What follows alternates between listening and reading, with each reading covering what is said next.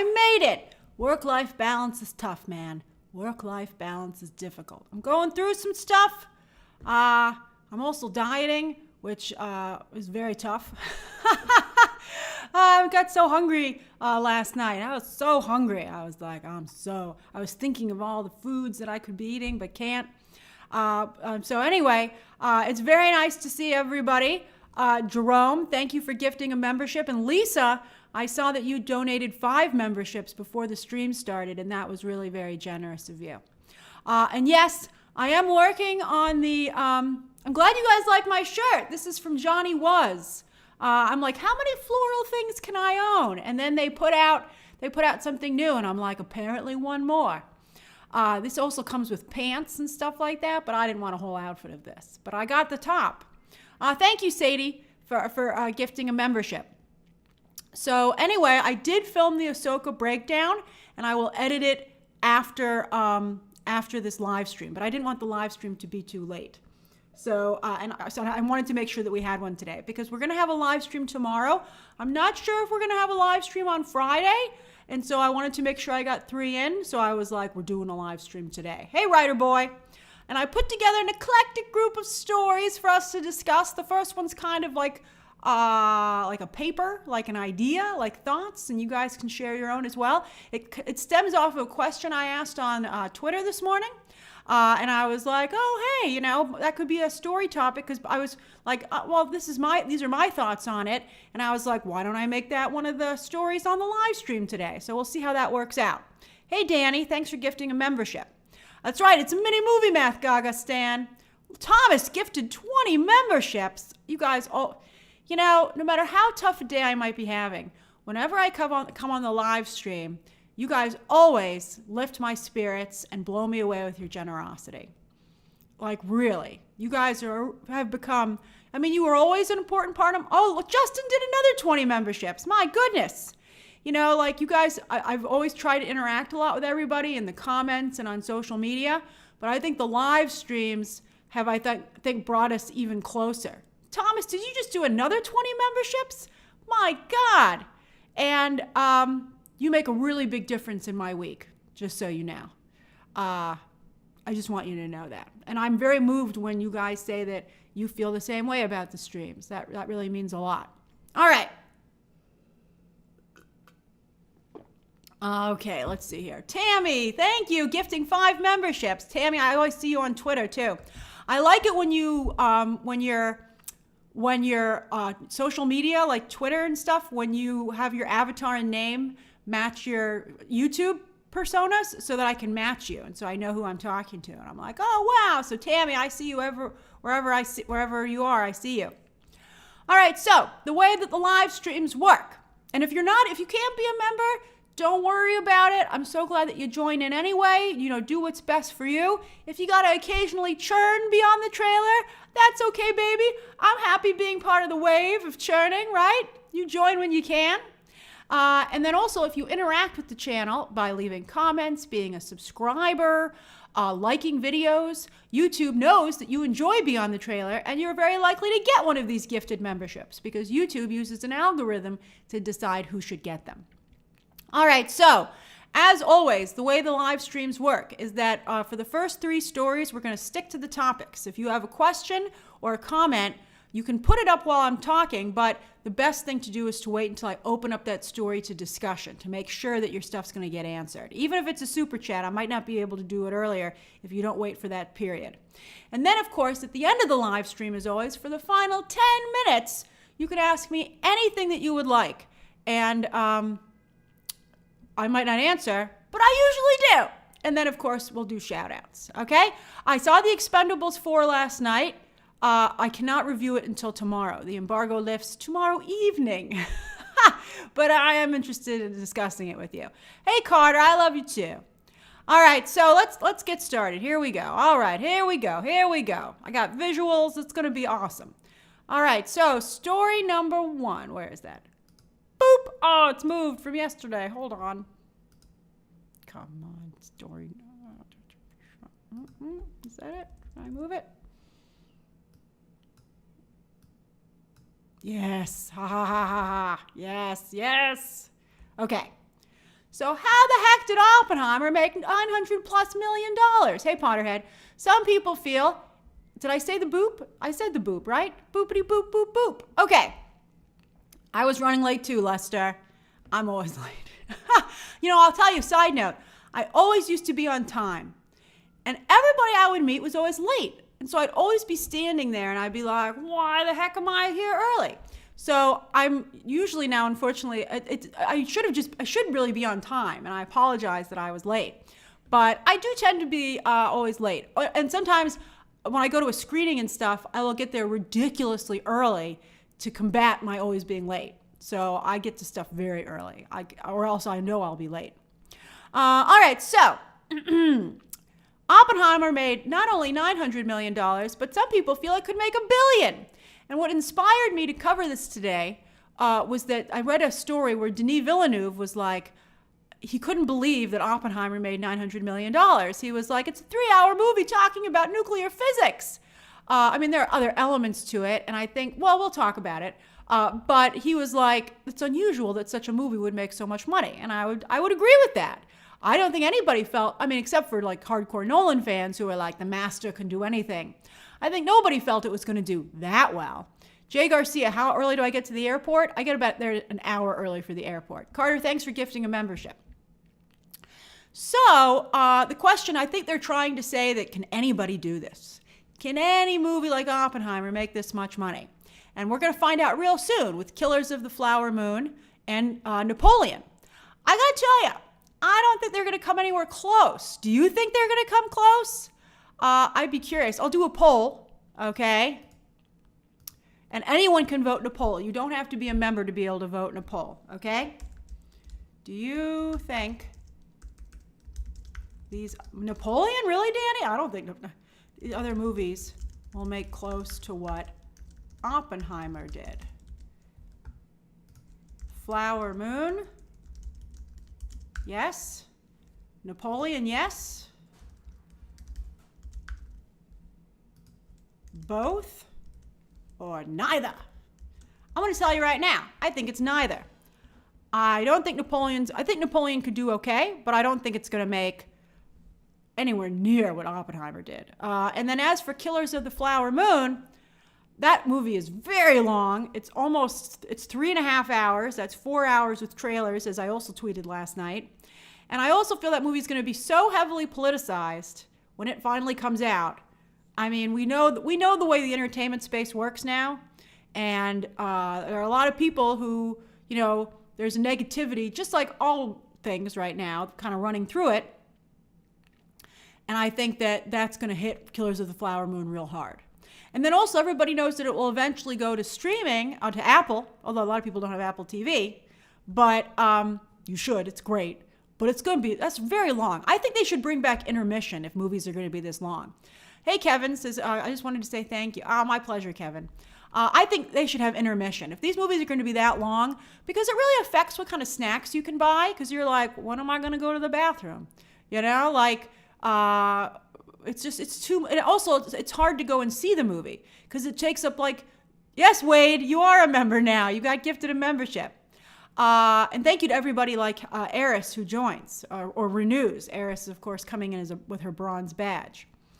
But yeah, I think it would be nice to have an intermission. I think it might be a little bit of pandemonium for the theater, but it takes the whole evening. Like a 4-hour movie, you can't really go to dinner in a movie. But then you can't eat in the theater because then you'll have to go to the bathroom and miss part of the movie. And by the way, when I go to the IMAX at Lincoln Square, good luck getting out of your seat to go to the bathroom. I'll tell you a funny side story.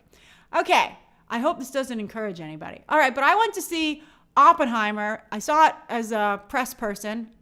Universal put us in that amazing IMAX at Lincoln Center. But when I went to see it again, I like to sit sometimes in the very back, on the end of the row. The last row is broken up for wheelchair accessibility. So sometimes I like to sit at the end of the wheelchair section, and then you have a little bit more space. And when I was going, and also whenever I go to a movie, I like to go beforehand and check online on Fandango and see how many tickets are sold. Hey, Kareem. And I saw that all the wheelchair seats had been purchased.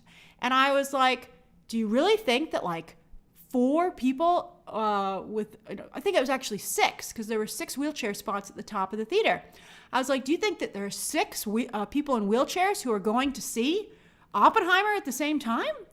And this is what happened when I got there. And I guessed this was going to happen. I couldn't believe it. I was like, you know what I think it is? And I was right. So when we got there, right before the movie started, this couple showed up, and they brought their own folding chairs. And they had paid for the space where the wheelchairs go, and they were going to put their chairs there. And I was like, I was with my parents, and I was like, how do you feel about sitting next to somebody in a folding chair? And they were like, whatever, okay? But luckily, then one of them moved to go sit next to the other one. But I was like, that's crazy. And I thought it was like, on the one hand, brilliant. But on the other hand, I was like, Mega Man, I kind of felt it was a little like disgusting as well. Like, I was like, I understand I respect the game, but I don't want to sit next to you in a folding chair. It was Lincoln Square, CJ. I'd never seen that before because it was impossible to get into this show.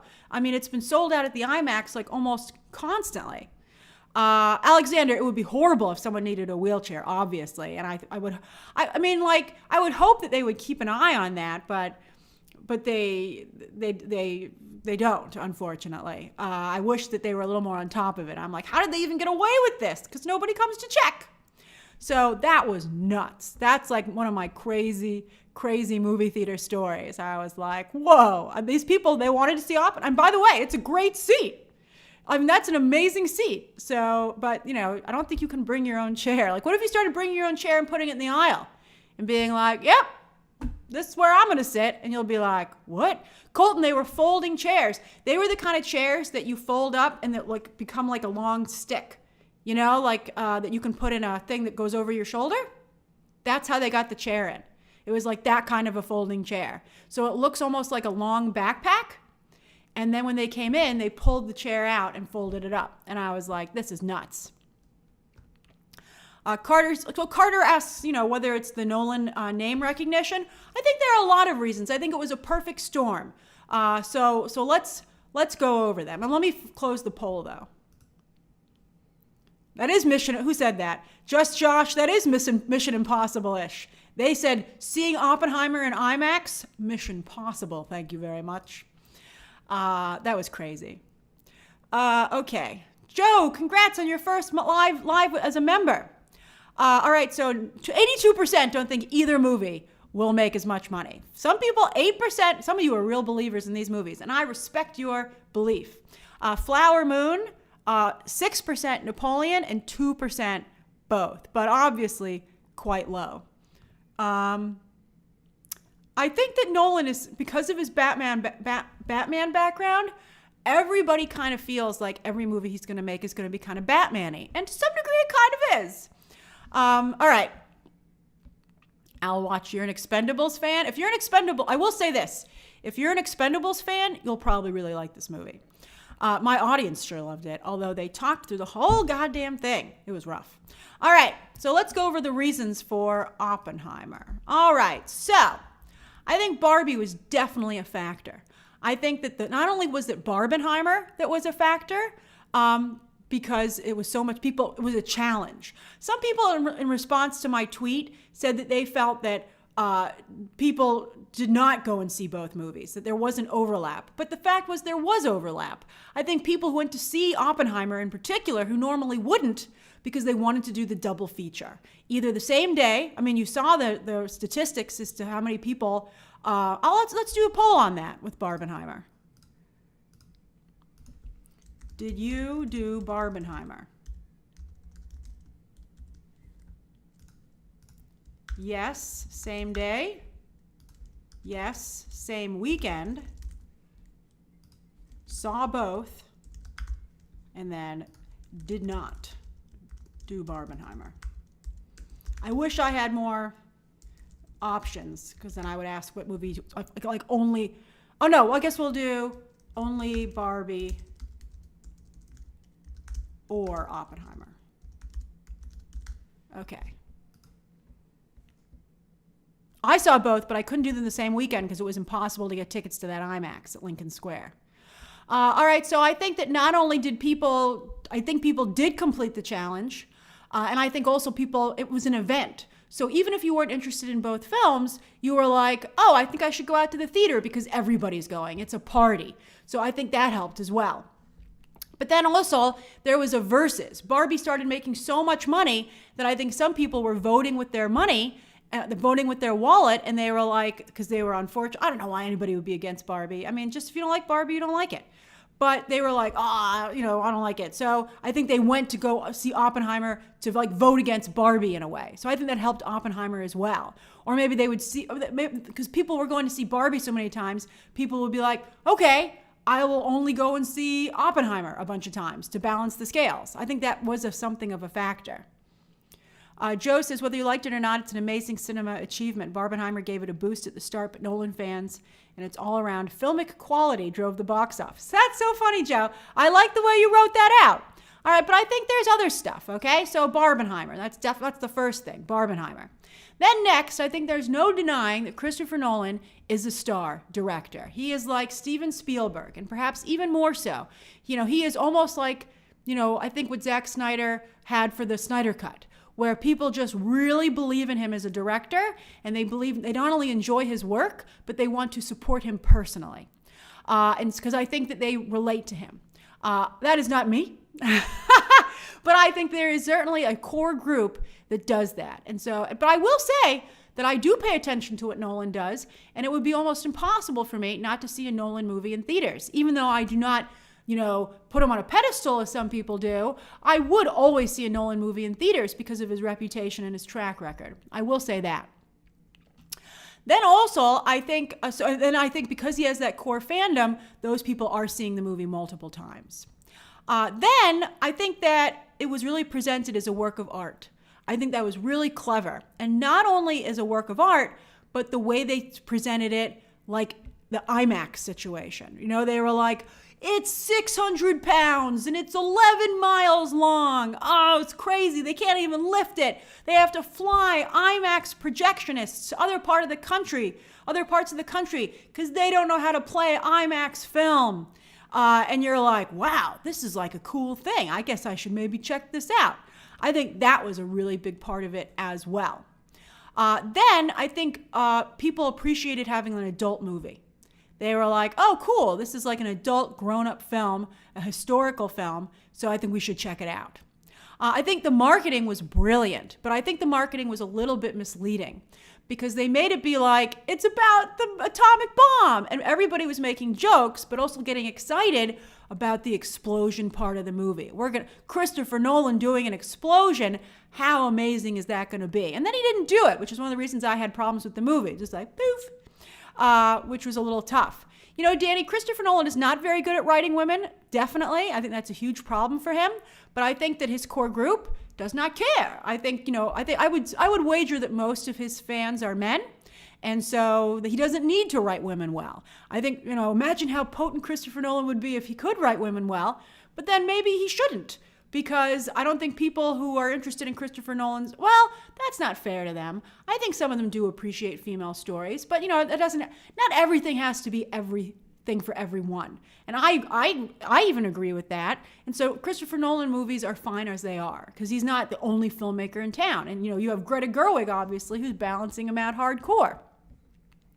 So I think that's important. But I think the marketing was a little misleading, but I think it did help the movie. The whole poster was an explosion, even though that's really not a part of the film.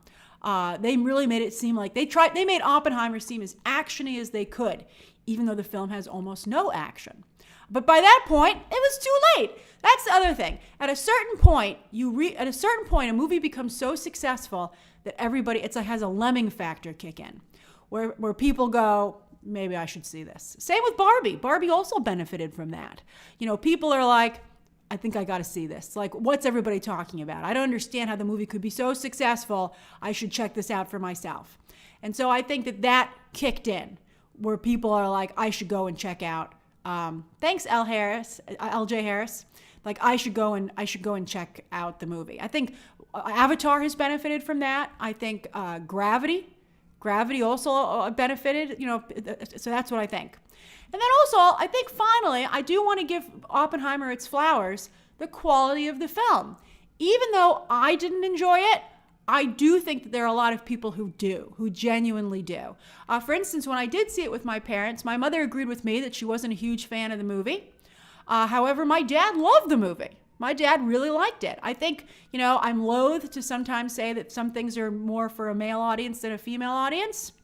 But Michael, I'm not saying it's all guys. I'm definitely not saying that. Women did come to the movie. But I think that a lot of times, I think I think Nolan is somebody, I loved his Dark Knight. I love that. But otherwise, I'm actually not a huge fan of Nolan movies. I kind of liked Tenet. To be honest with you. But yeah, I think that particularly men liked the movie. And I think also, that's the other thing. I'm an art history person. And there are other people who are math science people, science music. I'm not a science music person. So I think that Oppenheimer appeals to people who like science and math and music. But that's not my mindset. Also, I'm very business oriented.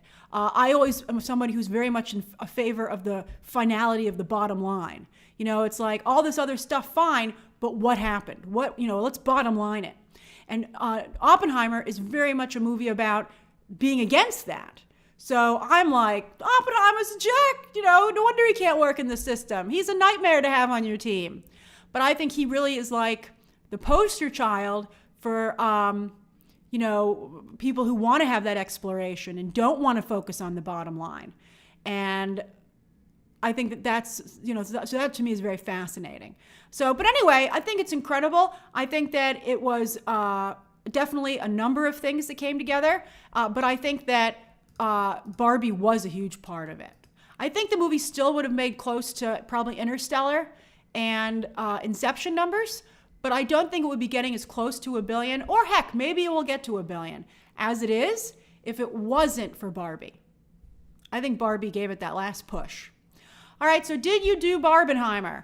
56% of you only saw one or the other. That's very interesting. I wonder if you'll see the other one on digital.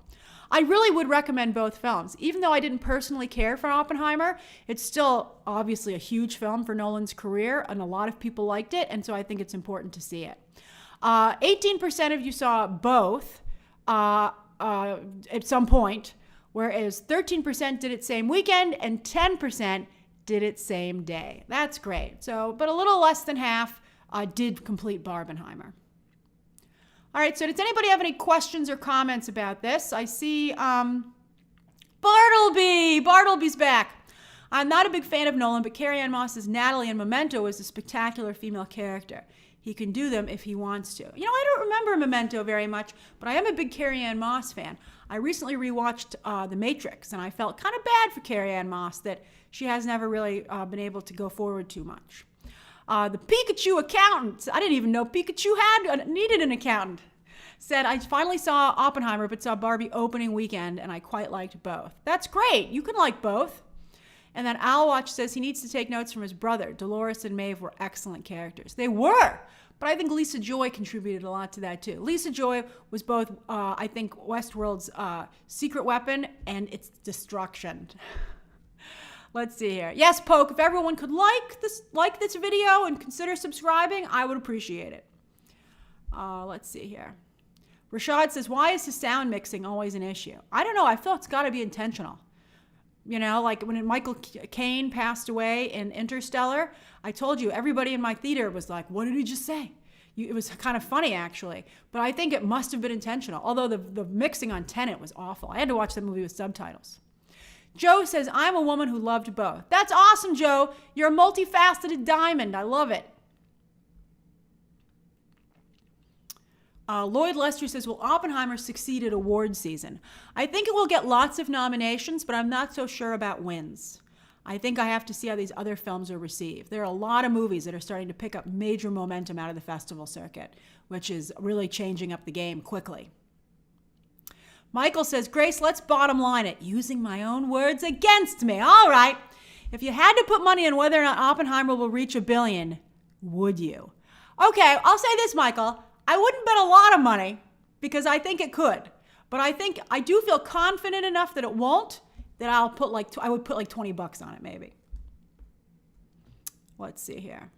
Thomas, Carrie-Anne Moss was great in Daredevil, but that and Iron Fist, but what is that? That's not really a good enough use of her time.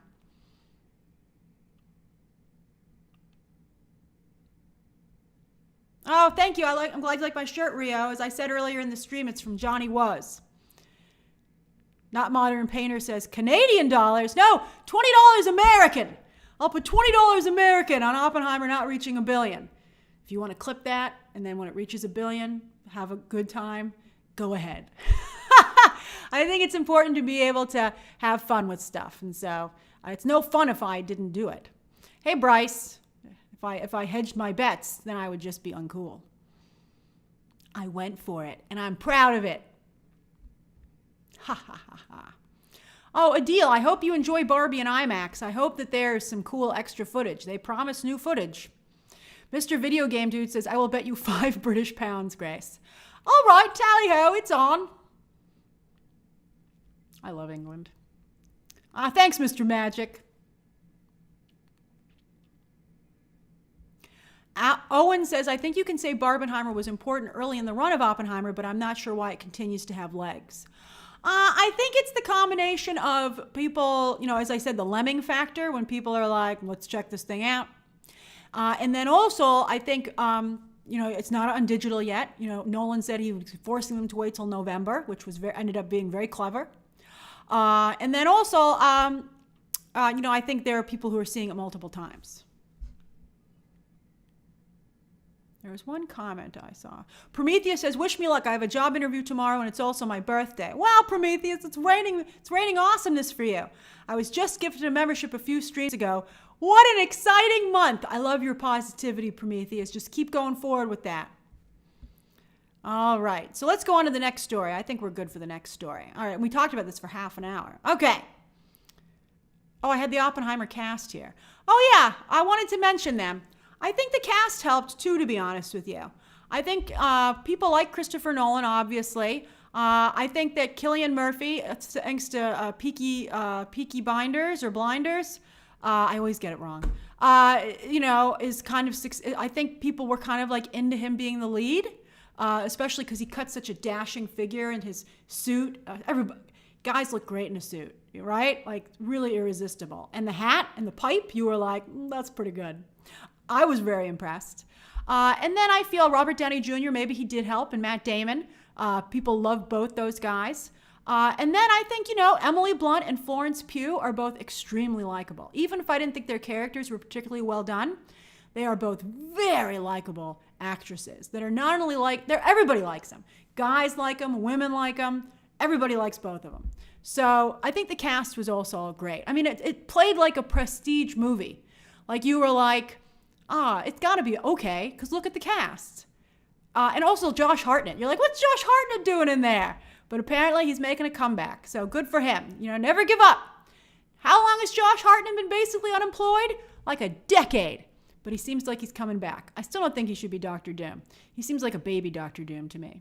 He's like a little, like a chibi Dr. Doom. I never even heard that, by the way. That was just a rumor that was going around. Is Josh Peck in that photo? No, he's not. That's funny. But that's Rami Malek, who had a ridiculously small role, and Kenneth Branagh. Kenneth Branagh, of course. Kenneth Branagh can't sell a ticket to save his life, as he showed this past weekend with Poirot. But, he's certainly not going to keep anybody from seeing a movie. All right, so hold on. Story number 2. Boop, boopity boop boop. All right. The Disney expansion. So it was announced yesterday. I almost did a live stream yesterday. So yeah, it was announced yesterday that Disney's like, the only thing that's working for them right now are the theme parks. They're like, our movies aren't doing well. Our streaming service isn't doing well. And even their local, stateside theme parks aren't doing particularly well. But people are going to the theme parks worldwide. And that's the only area that's actually making a lot of money right now. So, and the cruise ships are doing very well, Lloyd. That's a great point. So Disney's like, we should sink even more money into this, and maybe we'll make more. You got to spend money to make money. Also, I do agree with some people that the the Universal expansion for Epic Universe might also be having a thing on this, that they're finally starting to get some competition. I'll be curious to see what Epic Universe, how successful that is. There's nothing about Epic Universe that really excites me, quite frankly, but my family has sworn that the next time we go to Universal Studios, it's hard for us to leave the Disney property when we go down there. The last time we were there was for the Harry Potter edition, which was tough. Never go when these things open. It was too crowded. But we're like, we'll go to Universal again when they open up Epic Universe. So that's cool. So we'll think maybe we'll do that. So anyway, so Disney said we're going to put $60 billion. $60 billion with a B. All right, so they had some charts. They were like, let us tell you why we want to do this. All right, so yes, I'm going to use their visual aids. All right, so here we go. Here's one. You can see it real big. Cover myself up there for a minute. So they're like 1,000 plus acres of land for possible future development. Ooh, exciting. Although I see a lot of the map not covered. Thank you very much. And I don't know why Disney Cruise Line is down in Australia. Are they expanding to Australia with the cruises? All right, so they're like Disneyland, Disney World, Disneyland Europe or Paris. And then they've got 3 parks in Asia, right? They've got Hong Kong, Tokyo, and then, of course, the behemoth, which is Shanghai, which are gorgeous parks. I would love to go there someday. But yeah, so they're like, we're going to expand all this stuff. And they seem to have some dots in other places. Like, why is there a dot up there in, like, what is that? In Oregon or whatever is the top state, Washington or Oregon, right? And then they seem to have, I mean, like, what are those things? They have Adventures by Disney, but I can't imagine that's driving a ton of revenue for them. All right, so that's where they're going to expand. Which one is that? Is that that? Yeah. All right, so then this is the chart I really like. All right, here we go. Woo! Okay, look at this. Strong results from investments. They're like, look, this isn't just some dumb idea. We have a reason to do it. So they show all the expansions that they've done over the years. And that big dip is the pandemic, by the way. They're like, oh, it's horrible. All right, so they're like, look, we've ramped up investments and adding new things to the lands, and people going is starting to, and the income is starting to go up. So you can see that it's really starting to go up. It's so surprising how little they expanded it in the early 2000s when you think about it. And then, of course, they had Cars Land and the new Fantasyland in 2012. But then they really started to cook in 2017, and they've added all this stuff. I have to tell you, I think a lot of the stuff they add is too small. I get a little annoyed when they add, like, for instance, Star Wars is 2 rides, 2 food places, and a shop. I don't think that's big enough, quite frankly. I wish that they would put more things in. And even Pandora, I think, is pretty small. Although I like Pandora quite a bit. And I used to not even like the Avatar movies. So that kind of feels nice. Oh, the Pikachu account says the other dots are the cruise line locations. Oh, thank you. But yeah, so I think this is a good idea. And they said that not only they go, so and the stock dipped a little bit because I think people were like, are you just going to ignore all the other problems with your company? But then the stock kind of went back up to where it was. So, I mean, it didn't really help the stock that much, but, you know, I think the real issue is how quickly are you going to build this stuff? Like, they've been making a lot of announcements, but people, even fans, are like, I can't get excited about this because who knows how long this is going to freaking take, right? So, and when is this going to ever come out? Is it going to take 5 years, 10 years? And they said $60 billion over the next 10 years. So that's a significant period of time. But what I thought was very exciting is that they said that they want to leverage IP that they're not currently using. Thank you, Bryce. Okay, they said, we're going to build, they're obviously already building a Zootopia land in Asia. And then they just announced they're probably going to do something with Encanto in Animal Kingdom. But they also mentioned and they're also doing a Frozen Land, which is the same problem. It's small. It's just got 2 rides and a shop and a food area, but whatever. I still want to go there. But anyway, they said Wakanda. They finally said it. They said, we'd love to build Wakanda. Although good luck deciding where to put it. I made the mistake of discussing that about a year ago, and I found that people have very strong opinions as to where Wakanda should go. I'll ask you where you think Wakanda should go. Okay? Some people said Epcot. I was like, I don't know if that works. I really want I think that the identities of the parks are being lost. But I mean, at the same time, I think that if people aren't going to the park, that's an issue. So where would you put Wakanda? So you can put it in Animal Kingdom, because they have an Africa section. You could put it in Epcot, World Pavilion, but it's not a real country. I don't know if you could do that. Epcot, Future World. Wakanda is if it was going to be in Epcot, I would put it in Future World, near the Guardians of the Galaxy roller coaster, because it is they could have a pavilion. Future World. And then I guess Hollywood Studios is the other place I would consider putting it. Hollywood Studios. You can't put it in Magic Kingdom. But Hollywood Studios, because, have Star Wars, I think that would work. Adam says Pandora isn't real either. Yeah, but Pandora is an Animal Kingdom. So that to me, that fits, right? Because also, Avatar is about preservation and stuff like that. So I have to tell you that based on the discussions that I've had about this with people in the past on social media, I think people would be offended if they put it in Animal Kingdom. So I would put it in Future World and Epcot, quite frankly. That's where I would put it. But I would not make it a world pavilion. You can't start putting fake countries in the pavilions, because that just defeats the whole purpose. Because the people who work at the pavilions are from those countries. So who's going to work at the Wakanda pavilion? And if you think otherwise, you don't appreciate Epcot. Epcot is one of my favorite places to go. I don't even have to go on any rides at Epcot. I just like to walk around the pavilions and visit with and talk to the people who are from the countries. It's just so great. Jareem says, I would like an X-Men Danger Room themed ride. That would be very cool.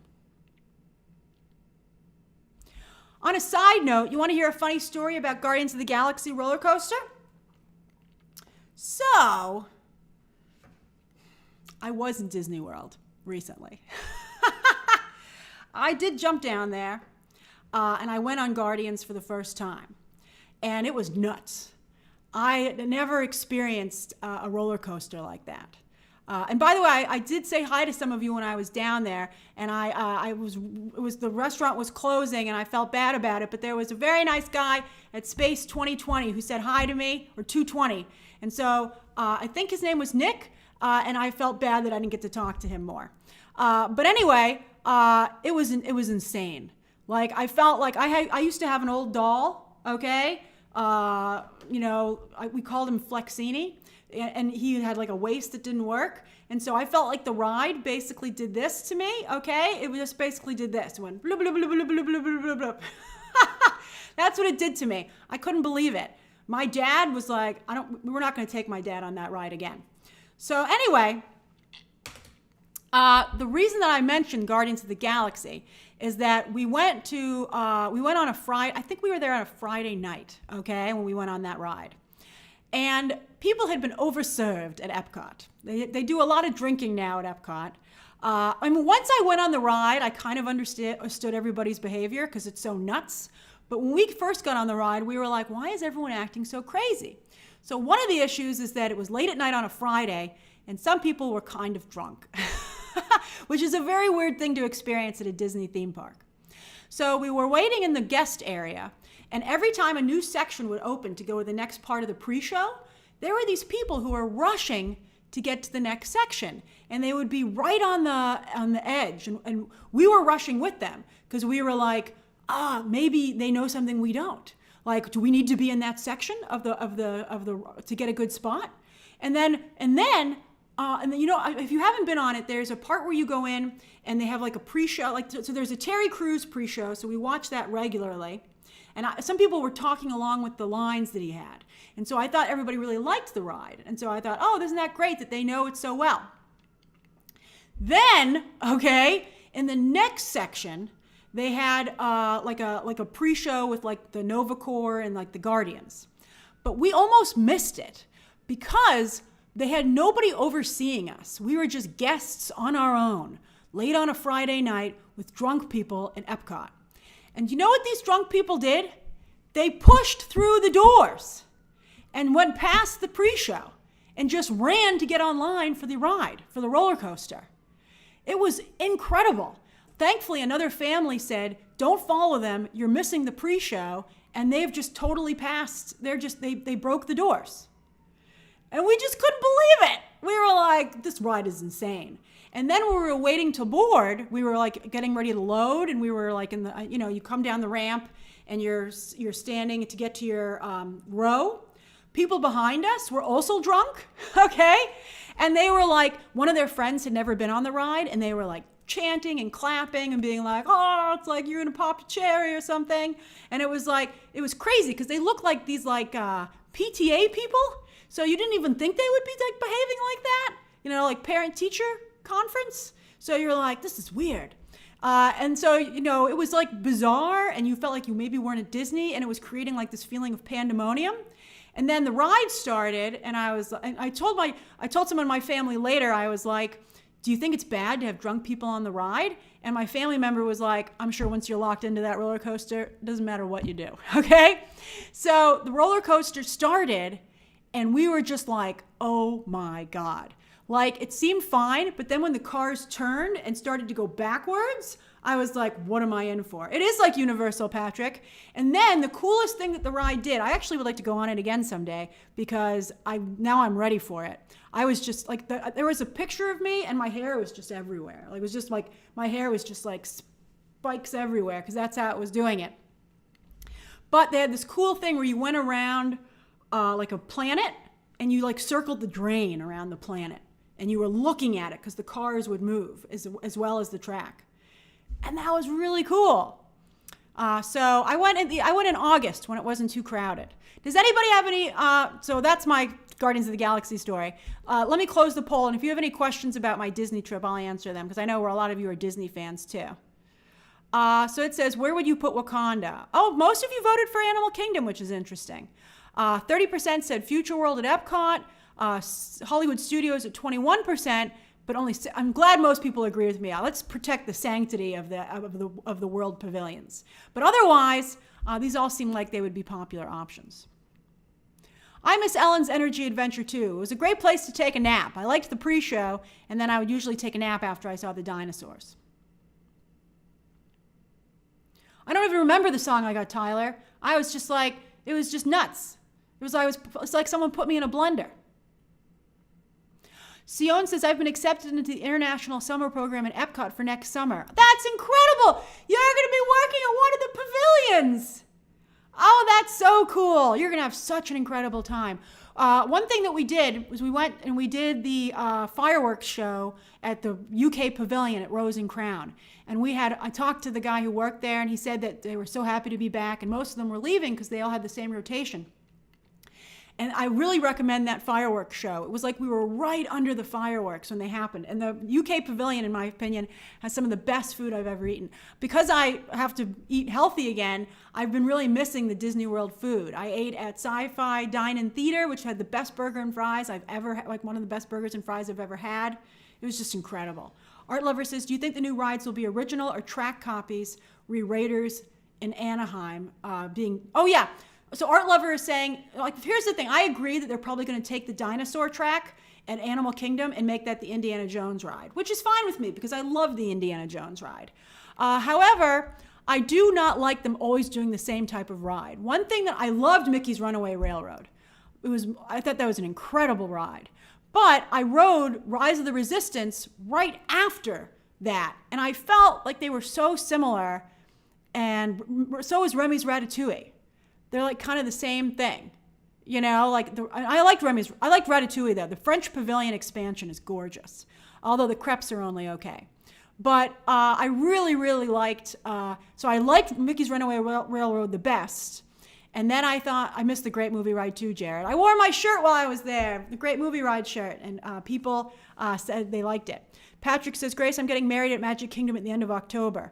Patrick, congratulations! That's going to be beautiful. You're going to have such a great time. That's very nice of you to invite me. I'd actually skipped the Dole Whip because I was still trying not to eat too much sugar, by the way. Although I had a Gideon's Bakehouse cookie and I couldn't eat it. I didn't like it. It was sad. But anyway, but yeah. But so, yeah, I love Disney World. I'm a huge fan. But I felt like the trackless rides all feel kind of the same. And so I hope that they don't do that for everything. I thought it was very well. So I didn't love Rise of the Resistance. Also, I think part of the reason I didn't like Rise of the Resistance was because I had watched, sadly, a walkthrough on YouTube. And so I knew a lot of what was going to come. And then also, I didn't buy that any of the stormtroopers were real, which I argued with some of the people in my family. CJ, Tiana's restaurant is in Disneyland. I was at Disney World. I was like, those are not real. They're animatronics. There's nobody in those suits. I'm not buying it. Although one of my family members was like, oh yeah, I totally think those are real stormtroopers. And I was like, well, then you don't watch very much Star Wars. And they actually don't. So that's what it was. What was my favorite meal at Disney World, Prometheus? I would maybe be the Rose and Crown fireworks package, because it was just such a good meal. And it was it was one of the greatest experiences of my life, actually, because I've never been that close to fireworks. I mean, I was just blown away. Emmett Wright says, you should go to Tokyo Disneyland and Disney Sea. I would love to, Emmett. I've never been to Japan at all. Best Disney Parks experience I ever had. Going in Paris next summer. I've been to Paris.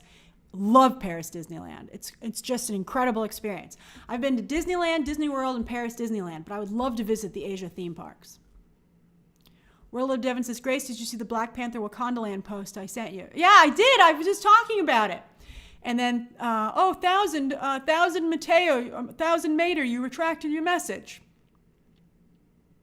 That's right, Lloyd Lester. I had the fish and chips. So I had at my Rose and Crown meal, I couldn't get the Scotch egg because I was trying to be healthy to some degree.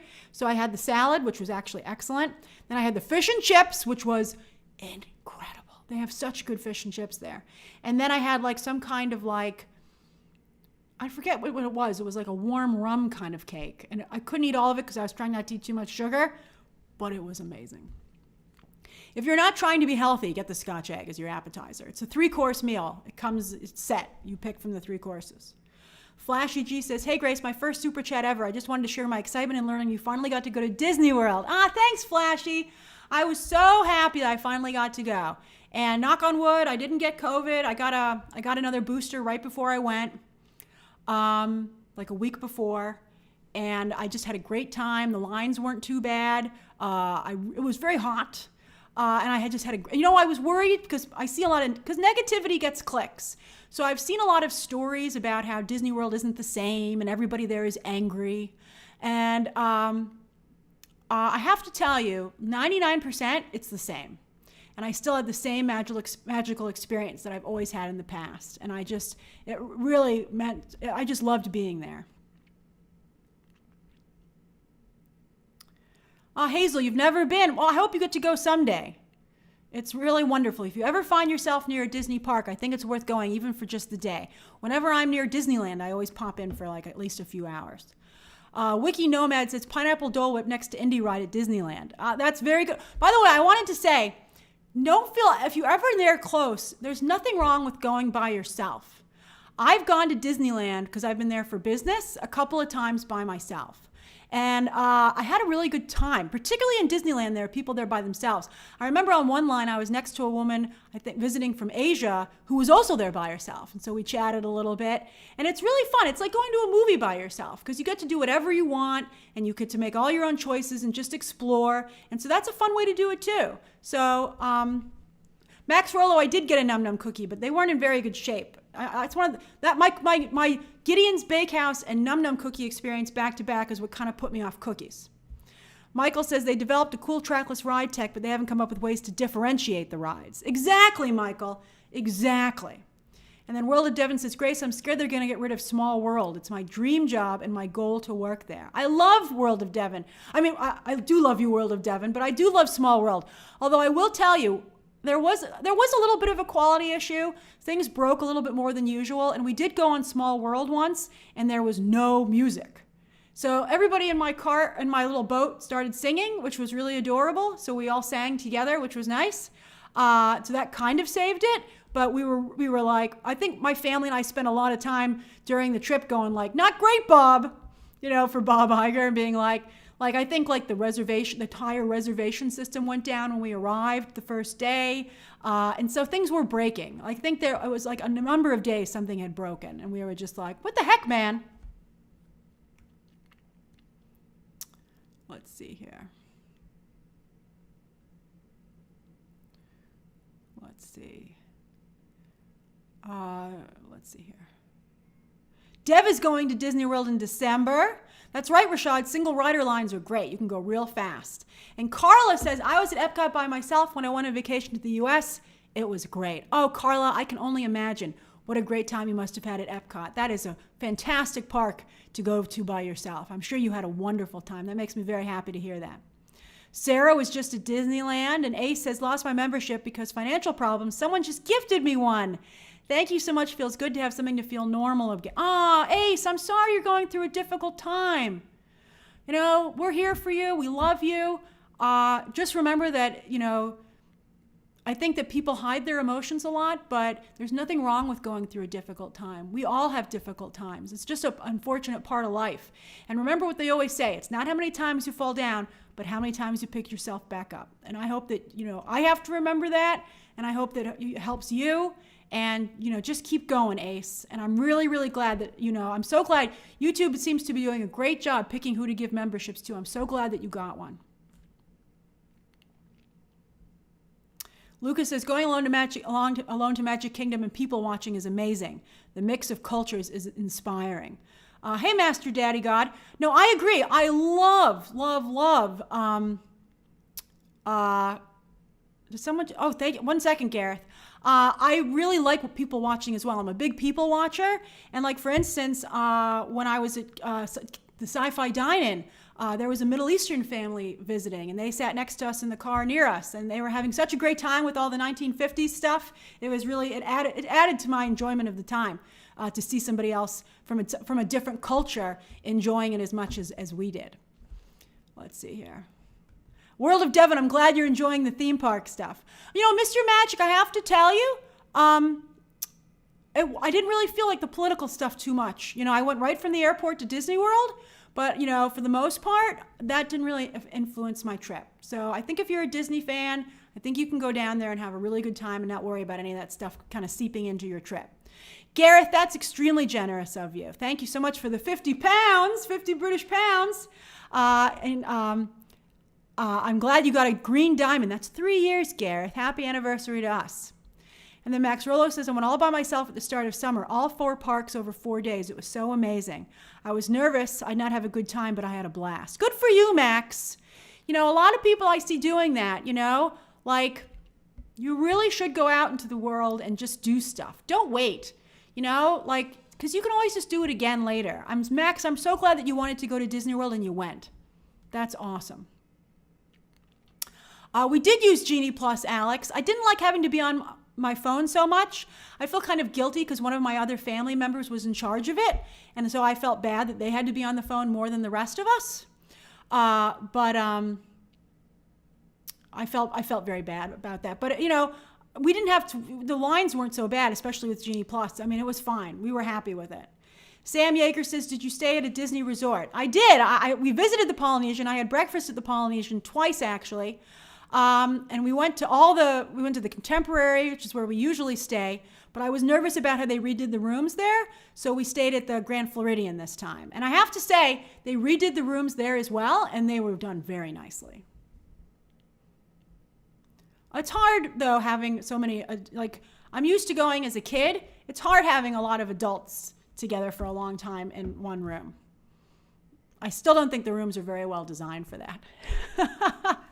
I don't get a lot of sleep on my vacations. I did go on the Haunted Mansion ride, but I'm always scared of that. But I went on it anyway because other people in my family like it. All right, let's go on to the next story. I'm glad we all talked about Disney because we had a fun time. It was great. It was really good. I highly recommend heading out there if you can. It's just, and also if you can stay at a Disney hotel, I think that's really great. They have a whole lot of different levels, and it means that you never really break the spell of the trip. And they also added the Skyliner, which was a surprisingly effective mode of transportation. So you can really get around extremely, extremely easily. Elliot, I missed your super chat. I'm going back. Hold on.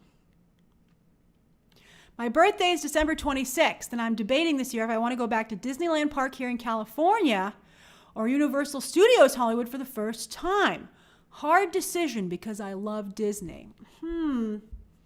Let's have everybody vote, Elliot. I'll give you my choice.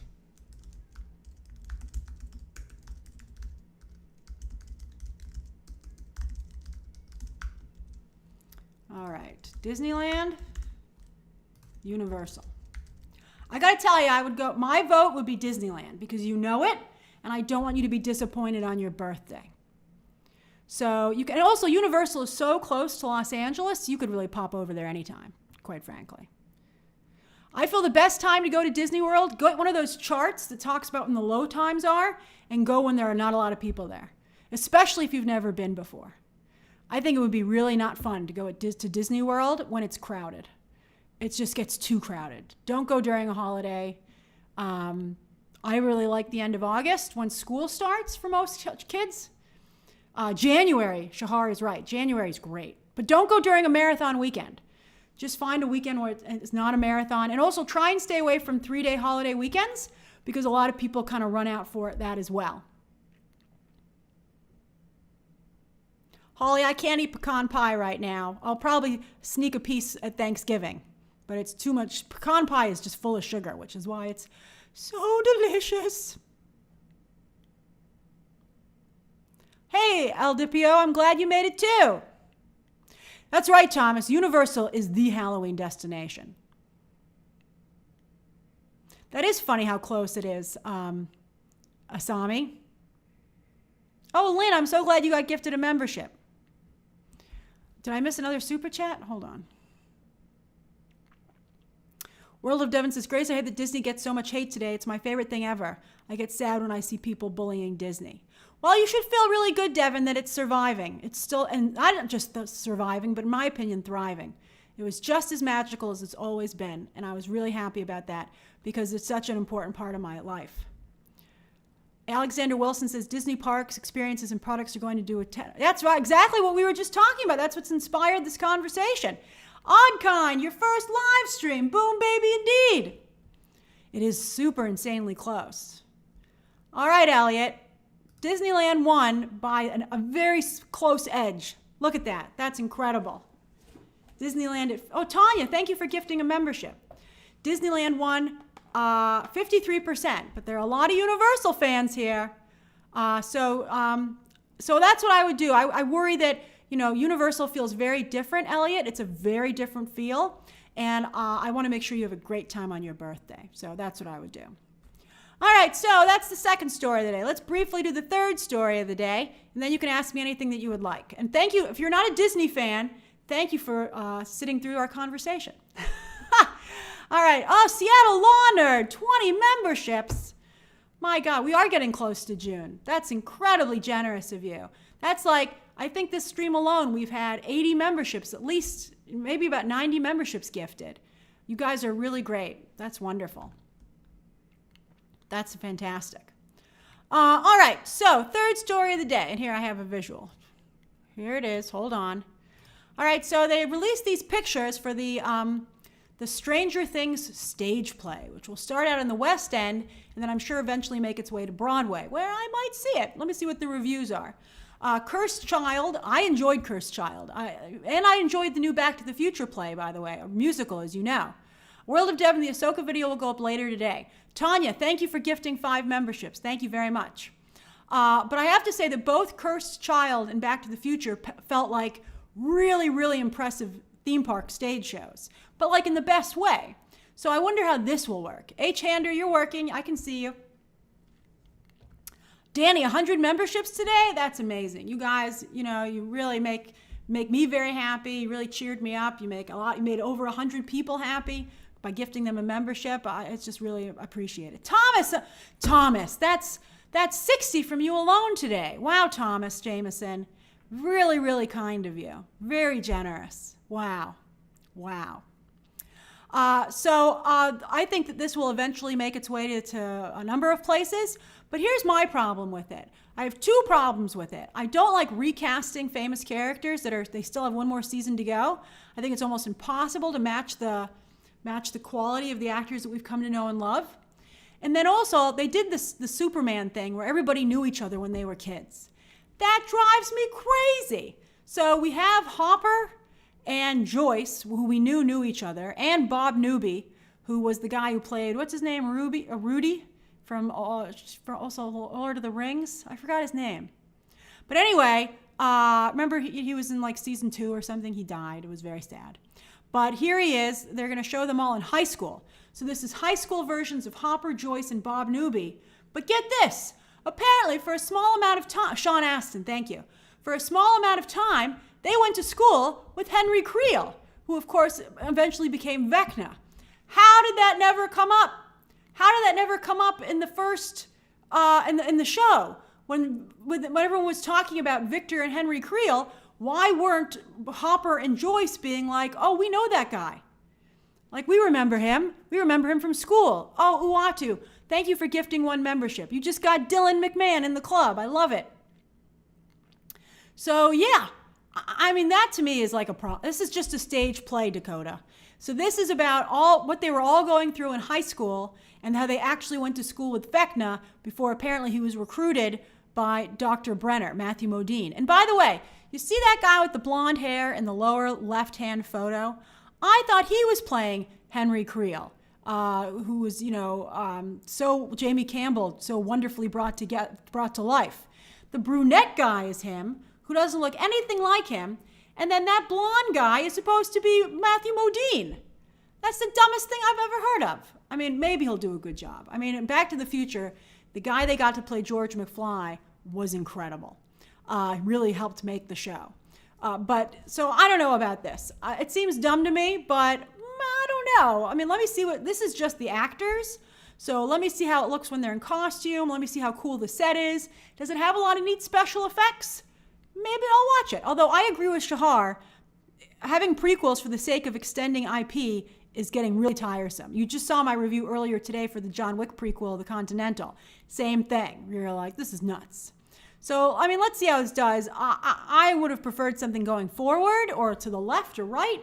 I think going backward is not fun. But let's see how it turns out. The Duffer Brothers are involved in this, and so you would think they wouldn't damage their own IP, but you never knew. All right, and maybe next season, Hopper and Joyce will say that they know Henry Creel. They'll be like, oh yeah, we knew that kid. It's like your 20-year reunion, Vecna shows up. And they're like, wow, you have gone through it, Vecna. That would be hilarious. That's an SNL sketch for you, with all of them at the thing together, at the reunion. All right, so let's do the Q&A. Let's see here. Whew, this Ahsoka breakdown, it's going to go late. Sorry about that. All right, so where do I hit Q&A? All right, there we go. It is 5:44. I will answer all your questions until 5:54, and then I'll do some shout-outs, and then I must go and work on the Ahsoka breakdown. Mika says, Chris Evans' career comments thoughts. Well, of course he's not going to come back if it's a cheap money grab. I think he'll come back eventually, especially as the worse his career gets. Nuno says, what is happening with Emma Roberts? I thought that was very sad what happened today. I was surprised that Emma Roberts would be so callous and careless. I thought she was very cruel to that actress. I thought that was an extremely mean thing to do. I'm shocked it would happen on a Ryan Murphy set, quite frankly, considering how representative it is. Ryan Murphy's projects are. And I think Emma Roberts would have to know how important it is. Shahar, apparently Emma Roberts called up this actress and apologized, so it must be true, or else she wouldn't have apologized. I mean, it might have been one of those apologies where she's like, I'm sorry it made you feel that way. But she didn't say it was a lie. So basically, for those of you who don't know what happened, an actress, a trans actress who I think is working on American Horror Story, the new season, although, wow, did she just kind of like destroy the new season. But she said that when they were filming, Emma Roberts was being difficult, as she was apparently throughout filming. But in this instance, she misgendered this actress and made a disparaging joke in very poor taste about this person's trans status. And this person felt that because of previous situations that she couldn't really complain because the production was going to side with Emma Roberts because she was the bigger name. And that's really horrible. And I think Emma Roberts, her lack of awareness as to who her audience is shocking to me. I'm like, who do you think likes you, Emma Roberts? Like, how are you, her lack of self-awareness to me, I think is one of the most shocking things about it. And I think that she might have ruined her career. Let's see here. Patrick Durling says, curious your thoughts on the, where is this? Curious on your thoughts of the Marvel's budget only being $130. I'm glad they spent hardly any money on it, quite frankly. I think that it's probably not going to do particularly well. So I think it's good that it's not going to be too much of a financial risk. That'll help them. Danny, I did love episode 6 of Ahsoka, and I'll break it down as to why, and I'll talk a little bit about episode 5 in my breakdown. Oh, thank you, Denzel. The actress's name is Angelica Ross. And I have to say, I get very upset about the way people try to represent what trans is. I think that today, people truly transform. And Angelica Ross is very much a woman. And I think that to misgender her and to humiliate her like that is just so cruel and disrespectful. It's really a horrible thing to do. I just can't imagine what the person would be thinking. John Teal says, speaking of prequel, how about it?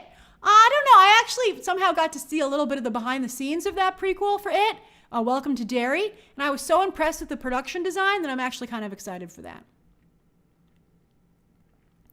Jason says, just got here and I'm caught up. This is so stupid. By the way, great interview with Gareth Edwards. I'm glad you liked my interview. I was very happy with the way that one turned out. Joe, I can't review The Creator until Tuesday of next week.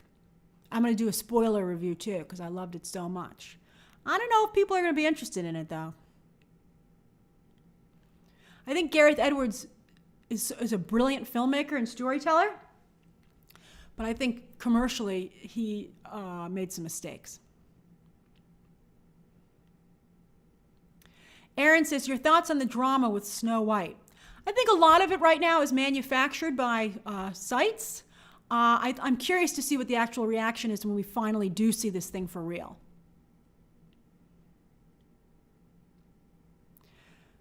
Bryce says, hi Grace, are you going to review Dumb Money? I saw it for Regal's Mystery Movie Monday and it was quite surprised at it being really great and funny. Congrats on your first super chat there, Bryce. I'm seeing it this weekend actually, and I will review it on Monday or Tuesday of next week, early next week. Hold on. Wait a minute. Oh, I gotta make sure I don't miss all these questions. Matt says, Grace, who's your favorite Expendables team member? I really liked Tony Jaa, I gotta tell you, but Jason Statham. It's basically a Jason Statham movie. Let's see, and who's about a problem with that? Oh, Optimus Prime, you're gonna stay up for my Ahsoka breakdown. I'm gonna get right on it when this is done, I promise. But it's gonna take me a few hours. You know, some people record their stuff live, they do in live edit, and I just don't think I'd be able to deliver the same quality if I did it that way. So that's why it takes me longer. I haven't figured out a way to be able to do it the other way. Hey, Adam, thanks for becoming a member. Evan Moore says, did you see the Percy Jackson and Hunger Games trailers? What did you think? I think Percy Jackson, as I said before, skews very young. I don't see adults watching that for the most part, but let's see. As for the Hunger Games trailer, the bottom really fell out of that, didn't it? I had a bad experience. For some of you who've asked me to cover Hunger Games, and I appreciate you wanting me to do that. I have to tell you that when the other Hunger Games movies were coming out, like years ago, I had a very bad experience covering them at the studio. So I'm reluctant to cover anything Hunger Games going forward. But I will review the movie for sure. To me, Viola Davis looks like she's doing the best job. Malik says, what are your thoughts on Max getting sports? I think it's not a bad idea, quite frankly. But I still think Max is just a shadow of what it once was. Paul Brunel says, Only Murders is all caught up to you. Last episode was amazing. Wasn't it? It was my favorite of the episodes. You're 90% sure you know who the killer is, Paul? I have no idea who it is. I kind of think maybe, I don't want to say because I don't want to give any spoilers to other people, but it's an incredible show. There's 2 more episodes left. Ricky Minaj says, Grace, first time question, got a membership last week. Awesome, Ricky. Huge Disney fan, grew up on it. What are your favorite rides in each park? In each park? All right, I'll do this quickly. But just so you know, I love all of Disney World. It's my favorite place to be on the planet Earth. But Magic Kingdom, I got to go with Peter Pan. It's my favorite. It's iconic. It never gets old. Animal Kingdom, Flights of Passage. The Avatar ride, it's one of the best rides ever made, in my opinion. Epcot, to be honest with you, in Epcot, the World Pavilions are my favorite part. But when it comes to rides, I really liked the new Ratatouille ride. I thought that was a lot of fun. And they had French people working the ride, which was hilarious. And then Hollywood Studios, it was the Great Movie Ride. And then I guess now it would be Mickey's Runaway Railroad, which took over for that. I thought that was a fabulous attraction. That was a great attraction. But I love all the rides. Jason Voorhees says, why do you not review more Netflix series? Well, that's because they're hard to watch, all of them. And the only reason I didn't review One Piece, and I do feel bad about that, particularly as it gets to be so big, is that I was on vacation right before it came out. So I didn't have time to watch the episodes. And that's what happened there. Mandy says, hi, Grace. I just got on the live. I was wondering if you saw the recent trailer for the Hunger Games films coming out. How do you think it looks? I think it looks, I got to tell you, I feel like it's going to have limited appeal, but I think it looks okay. They're really hiding all the singing in there, and I think they should let people know, because that's going to be an awful surprise when you show up. Joe says, can you review The Creator? I definitely will review The Creator, but I can't review it until next week when the embargo lifts. A says, do you know if Adam Driver is still in contention for Mr. Fantastic? I hope not. I'll tell you that I heard, as I tweeted, don't count out Matt Smith. I heard that they're really trying to work to get Matt Smith to work out. So I think that sounds, last I heard, it sounds pretty strong in his direction. Sidhu says, got ticks for The Creator, but all the premium screens went to Saw X. How could they do this? That's horrible. That is horrible. Did you try different theaters, Sidhu? I think I didn't see it on a premium screen. I saw it at the Dolby Screening Room here in New York. So and that's a small screen. So just try and see it on a good screen and make sure you have a good ticket. Seattle Laundered, more generosity. It's 2023 and so appreciate how you speak on behalf of the LGBT community. Oh, it's my pleasure, Seattle Laundered. I genuinely feel that way. Let's see here.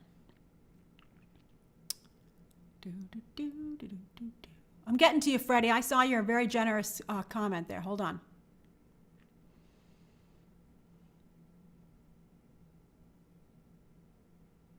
Adam, hello. Thank you so much. Hi to you. Congrats on your first super chat. Dual non, welcome. I'm trying to throw in a few couple non-super chat questions too. Hey, Mandy. Oh, let's see here. Timothy, I don't know about any new BTT merchandise coming soon. It's hard to figure out what people would like. So maybe I'll do something. I have to take the time to design it, though. Freddie Simpson, thank you very much. Thank you. That's very nice of you. Alexander Wilson says, are you going to talk about Elemental's Disney Plus viewership? That's what I just forgot to put in here. When I was putting today's stream together, I was like, there was something else. What was it? That's what I get for not writing it down.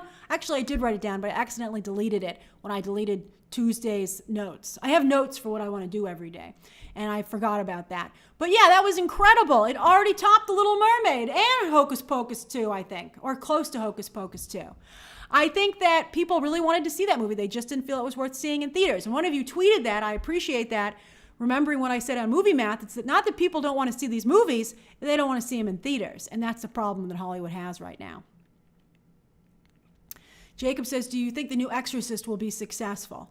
I think people really like the Exorcist brand, to be honest. I was like, I can't watch any more horror movies. But now, it's been a couple of weeks since I saw The Nun 2. I probably will review Exorcist, just because it's such a big movie and I desperately need content to cover. Alfie says, I just wanted to say thank you to the BTT community for giving me 6 months of free memberships. Alfie, you must be so engaged with the channel. Just a quick question. What is your favorite sitcom? Thanks, Alfie. I guess I'd have to go with Seinfeld. I think it's the most iconic, although I do enjoy a number of sitcoms. Again, Seinfeld is great, Big Bang Theory, Friends, Golden Girls. I'm watching Will and Grace again right now. Cheers, but that's going back. That you can feel you can feel that a little bit on the dating. In terms of it being an older show. And then also Frasier. Frasier is an incredible sitcom as well. Gorilla My Dreams says, I got here late, Grace. Do you think that Oppenheimer could have reached this milestone without being linked to Barbie? Love being a part of your group. I'm glad to have you. I'm glad you are a part of it. The group is so great because the people in it are so great. I don't think it would have made it this high, as I said during the opening, if it had not been for Barbie. Alexander Padilla, I agree. Viola Davis, I'm so happy she's finally seeming to be thriving. I was so upset she didn't get enough respect for the Woman King. She killed it as a female general. And Lashana Lynch, too. Very upset about that. But I'm glad they're continuing to do well. Writer Boy says, what do you want to get out of watching The Marvels? I assume you mean The Marvels. That's an interesting question. You know what would make me happy about The Marvels? Not so much that I enjoy it, but that the people who really like that brand have a good time. That's what really matters to me. If it just makes that small group of people happy, particularly because it's such a cheap movie, I think that would be great. If everybody says it's garbage, it's going to be rough. Dream says, have you checked out the Hulu adaptation of The Other Black Girl? A great binge watch with Get Out Nope vibes. Love your streams. Mad love from Cleveland. Hey, Dream. Well, I'm watching so many screeners right now to review, and that has already come out, that I don't cover a lot of Hulu stuff. Like, they just sent me a screener for the new movie that comes out on Friday, but I don't think there's enough interest in it for me to cover it. But you know what? The trailer for that and the poster looked really good, Dream, so I'm glad to hear that it actually is a very good show.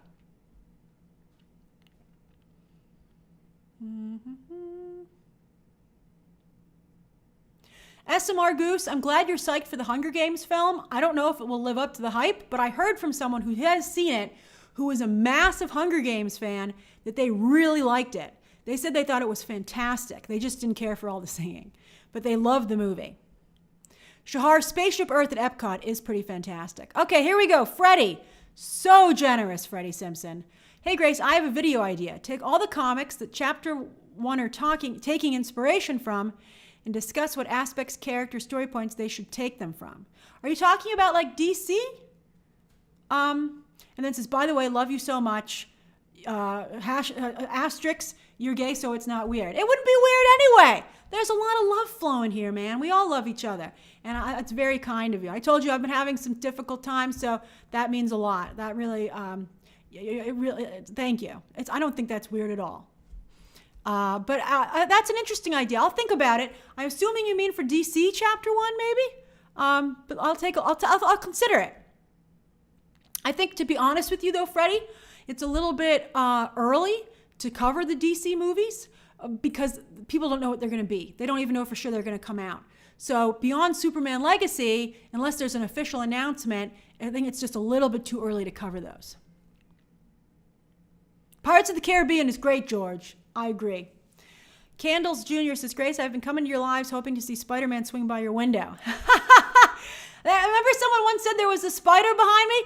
Wouldn't it be, they were trying to trick me? Wouldn't that be hilarious if it was Spider-Man? Oh, that'd be great. That'd be so cool. Oh, bye, Mr. Magic. Oh, wait, I'm over time, too. Let me see here. Delulu, thanks for joining. Davy Jones says, why do you think that when they cast French people in films, they never cast a French actor who speaks English? Why do they always seem to hire British actors and have them put on a French accent? I don't know, Davy. I think it's ridiculous that Napoleon, everyone has a British accent, but yet no one's complained about it yet. I find it really bizarre. Jeff Ryan says, Grace, I'm loving being a member. I'll join in with the membership gifting tomorrow. Oh, that's great. You know, by the way, I really appreciate people gifting memberships, like Matthew Mead just gifted a membership, but please don't feel obligated to have to do it. Do please what is comfortable for you. That's why I make these live streams open to all, but then I make only members can comment, because I want everybody to be able to participate to some degree, no matter what their financial situation is at the moment. So, but I mean, if you can, Jeff, as I said, that's the best way to help this channel, because it helps me, particularly during these rough times with the strike. And then also, because there's very little stuff to cover, but also it benefits someone else as well by allowing them to become a member. Connor, I didn't like the new Wonder Woman. I thought it was devoid of all emotion, which I think is very core to Wonder Woman's being. Not enough Steve Trevor. And I also felt politicizing it. And they used that trick of like talking to the news, to the camera that, Frank Miller did so much. And also Alan Moore and Watchmen. And I'm like, it's been done a lot already. But I didn't like doing gender politics. I'm like, is that really what Wonder Woman needs? Oh, thank you, Adam Haas. Elpidio says, any thoughts on Danny Masterson's situation? Right after NWA asked me about Russell Brand. I do see what people are saying. Well, first of all, Danny Masterson was found guilty in a court of law by his peers, and he was sentenced appropriately, and I think that justice was served. And I think that Ashton Kutcher and Mila Kunis were absolutely nuts to write him letters of recommendation. All right, so that's how I feel about that. As for the Russell Brand situation, I do feel that it's important to stay with the innocent until proven guilty idea, which is a cornerstone of this country. And I do feel that sometimes we are in danger of losing that, particularly recently. However, there is something to be said for the fact that advertisers might not want to be associated with something. And I think the problem is that Russell Brand was right on the line already. I think it's a complex situation. I think that it's... I think that there seems to be a lot of smoke in Russell Brand's case, where there's smoke, there's fire. And I think that it's a very hard thing to address. But I think that people are missing that it's a situation of what do people want their advertising dollars on, right? Like, I think it's a little bit similar. I think, and this is obviously a very different situation. Well, I don't even want to get into this. This is just, it's too, and NWA, you're always trying to cause problems. But anyway, I'm trying to be fair, but I'm also trying to be respectful of victims and to, believe women. And I think that there are a lot of stories that have come out, and it looks pretty bad. Let's see here. Treble Latree says, hope Nolan gets Bond next, but if not for him, Guy Ritchie. He did Man from U.N.C.L.E. That was okay, although I kept thinking that Henry Cavill and Armie Hammer seemed more like they were on a first date. I was getting some major romantic vibes between the two of them watching that movie. Let's see here. I think I got oh, Mandy, thank you. And that's such a cute little sticker you chose there. And Christian and Joe says, hi, Grace. Tomorrow is my Christian's 21st birthday. It also happens to be my golden birthday. What is a golden birthday? Does that mean 21? I don't know. Sometimes know these terms. What movie should Joe and I see when we're covering this weekend? Super grateful for you as always. Thanks, Christian and Joe. I see you there in your photo. You both look so great. Well, I think Dumb Money could be fun, although I haven't seen it yet. What's playing? Hold on. I'm always a little bit ahead of everybody because I've seen these movies in advance. So let me see what's at the multiplex this weekend. You could see Barbie in IMAX, but I don't know how many times you've already seen that. Oh, there's an Exorcist ad that just came up. So creepy. I can't take it. All right.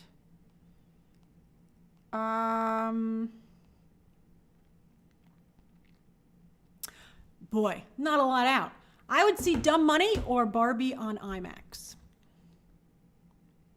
And have a great birthday tomorrow. Davey B. Jones. Oh, sorry, I already answered that. All right, so I think I'm pretty good here. Let's see here. Denzel, I only heard that people were leaving Aquaman 2 screenings. I did not hear why. Although I do trust some of the scoopers who have reported as to the why. Although it's hard for me to believe that they would kill a baby in a movie, in a blockbuster. I just can't believe that. I just can't imagine that James Wan would do that. I can't believe Jason Momoa would think that was a good idea. And then Elias says, hey, Grace, Disney just adjusted the Marvel's budget. It did cost $270 and has to cross. Oh, $270 for that. Oh, no, so sad. Oh, That's too much. Hey, Adam in Western Australia. I like that you do a little bit and you say a little something each time. Rasho gifted 10 memberships. Thank you. So generous. Thank you, Rasho. I like your Ruby badge, 4+ years. All right. Who else asked that? Matthew Mead says, does Saltburn have a chance of becoming the next big queer film? I don't know. I think it's going to have a tough time with the all of us a stranger, or whatever that's called. I think that seems to be having a little bit more momentum. People don't seem to really like Saltburn, so I don't know if that's going to work out, actually. Optimus Prime Ribs, you're a member. You got a membership. Hey, Julian. Freddie, my pleasure. I'm so glad, and you did mean DC. I'm glad I got it right. All right, I see one last thing, and then I gotta do shout outs, and then I gotta go. Or this Ahsoka thing is never, it'll get up, but I would like to try and be able to watch some shows, something tonight, and have dinner. All right, Toon Dude 19. Do you think the strike will end today? I do not.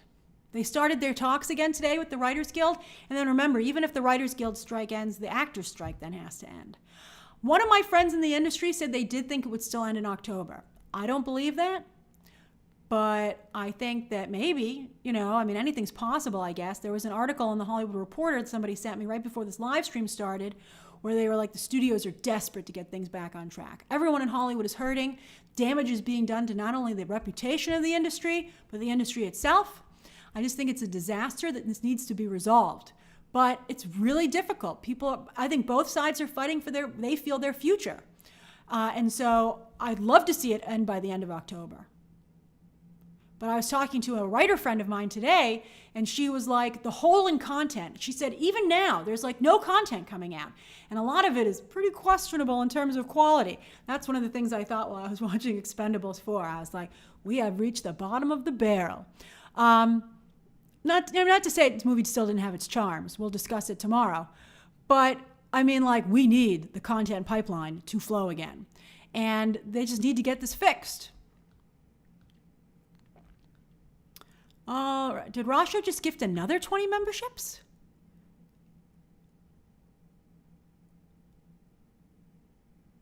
Let me see. Was that 20? Yeah, no, 10 and then an additional 20. Wow, Rasho. Wow. Certainly some MVPs this stream. All right, let me do shout outs. Then I must go. What are you doing? Where are you? Let me say hi to you. Let's see here. Vincent Rodriguez says, hi, Grace. Good morning from the Philippines. I love talking to people across the globe. Like, does Nizra just finish praying with my family? Love from Jakarta. That's so cool. Hey, Derek. Stephen Munson, you were gifted a membership. Let's see. Hey, Derek Taylor. Thank you for joining. Let's see. David Q is preparing a snack and peanut butter to watch Ahsoka. Oh, that's great. My breakdown won't be too late for you. Mandy is watching the stream from Peru. Mandy, I didn't know you were in Peru. That's awesome. I'm learning more about you. I know you love Greek gods, so now I know you're from Peru. Evan Moore said, just made chicken pesto pasta.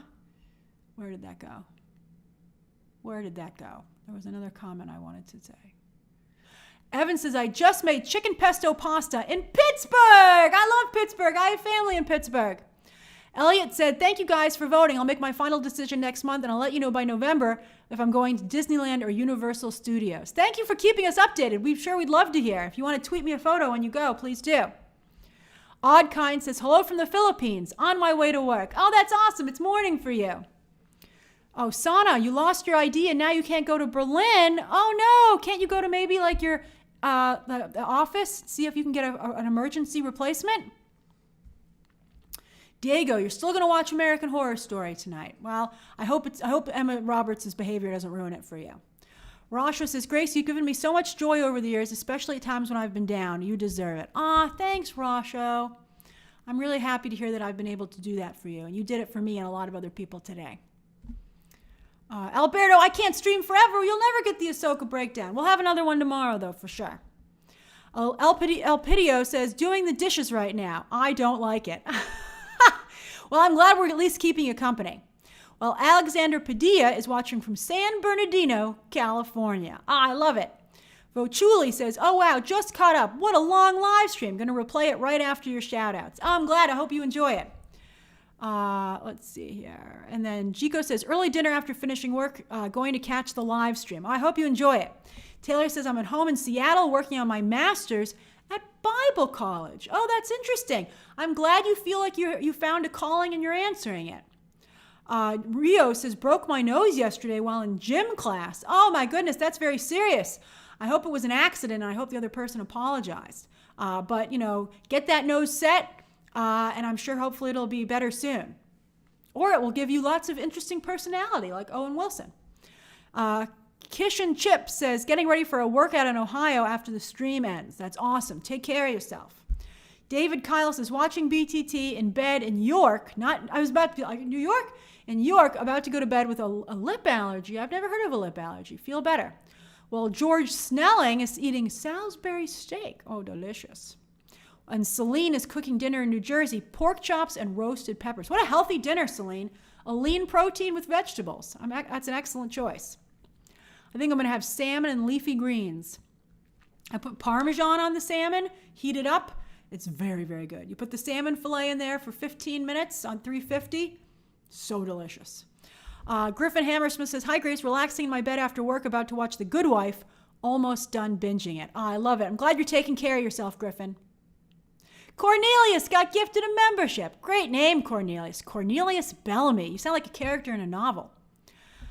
Derek, I'm sorry I haven't watched Foundations. Mr. R is about to eat some crepes with Nutella for dinner. That's awesome. Live it up, Mr. R. In Reykjavik? I pronounced it correctly. When I saw the word, I was like, what am I going to do with that? And I got it. CJ says, great stream today, Grace. Making dinner. Oh, you're having salmon and broccoli too. Hey, neighbor. Hey, say hi to Marvel for us, your dog Marvel. And then Rashad says, on my way to my second job at the airport with thunder and rain in Vegas right now. Glad to have this stream. My pleasure, Rashad. You know what I'd like to hear about from you, Rashad? I'm really interested in this Vegas race, this Vegas speedway that they're building on the Strip. I know it's just destroying the Strip and everything, but it sounds pretty freaking cool. And I know it's coming up soon. So that sounds pretty neat to me. So I'm kind of cool. I kind of think that's pretty cool. All right, I better get going. I love Orlando Huerta says, about to watch the live stream again. Got here so late. Oh, that's cool, Orlando. I'm glad I got to say hi to you, though.